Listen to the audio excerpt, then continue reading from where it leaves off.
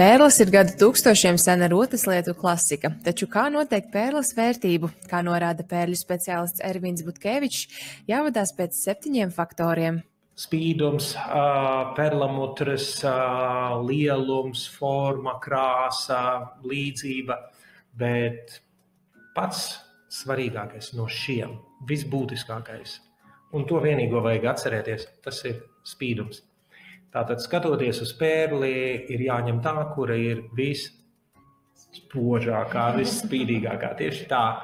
Un dažreiz šķiet, ka jāņem lielākā, bet, piemēram, jaunām meitenēm nepiestāv ļoti lielas pērles. Viņam piestāv mazākas, nevajag lielu ņemt.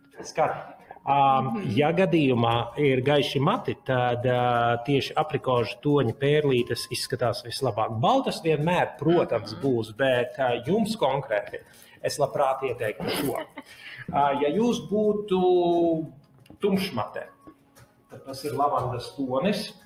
Lavandas tonis tāds rozīgais, un tas būtu meitenēm, kurām ir melni mati. Vai arī ir jau burvīgas pērlītes, kas ir ar tādu pelēcīgi, tādu zaļganu notoni. Šie toņi gan iegūti pērles krāsojot. Upju pērlēm ir 3 dabīgi toņi, kurus gliemenes rada pašas – balts, lavandas un aprikožu. Bet kā tad izveidojas pašas pērles? Kā stāsta speciālists, tas, ka tās rodas no smilšu graudiņa, ir tikai mīts.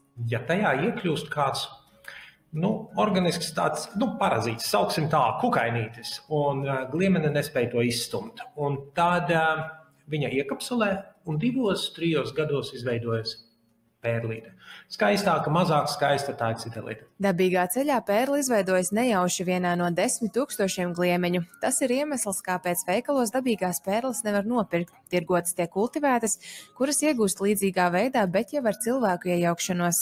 Gliemenē, nedaudz viņu paverot, ar ķirurģiskiem instrumentiem ieliek donoru gliemenes audu gabaliņu aptuveni 2-3 mm. Aiztaisa, nolaiž ūdenī atkal uz 2 gadiem, un tur tad arī izveidojas pērlīte. Savukārt, lai atpazītu īstu pērli no imitētas, atliek tās paberzēt vai pret zobu vai vienu pret otru. Ja pērles slīd viegli, tas nozīmē, ka tās nav dabīgas. Skatieties, lūdzu, visi dāmas šādi te, ja paberzē. Šādi te. Viņas slīd, ja? Un tagad paberzē šīs 2.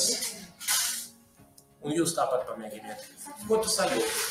Maziņa berzīte, ja? Tas saucās zobu tests. To pašu var pret zobu darīt. Tātad pērlītes, kuras ir īstas, jūs jūtat vieglu tādu raupjainu. Kā izrādās, agrāk Latvijā upes bijušas bagātas ar gliemenēm, kas spējīgas izveidot pērles, un 16. un 17. gadsimtā Vidzemes upju pērles savā spožumā esot bijušas pat pārākas par austrumu pērlēm. Tieši Vidzemes upes bija visbagātākās ar skaistām, brīnišķīgām pērlēm. Tagad vairāk nav tik ļoti. Ne tikai Latvijā, pēdējā gadsimtā Eiropā.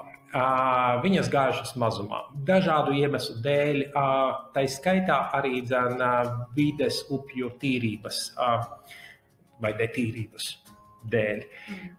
Taču šobrīd Gaujas baseinā ir aptuveni 5-6 upes, kur ir kopgarums aptuveni 5-6 km, kur dzīvo Ziemeļu upes gliemene, Margaritifera, kura varētu radīt teorētiski upju pērles. Tiesa, mūsdienās Ziemeļu upes pērlene ir starptautiski aizsargājama suga, tāpēc upes, kurās tās mīt, netiek atklātas.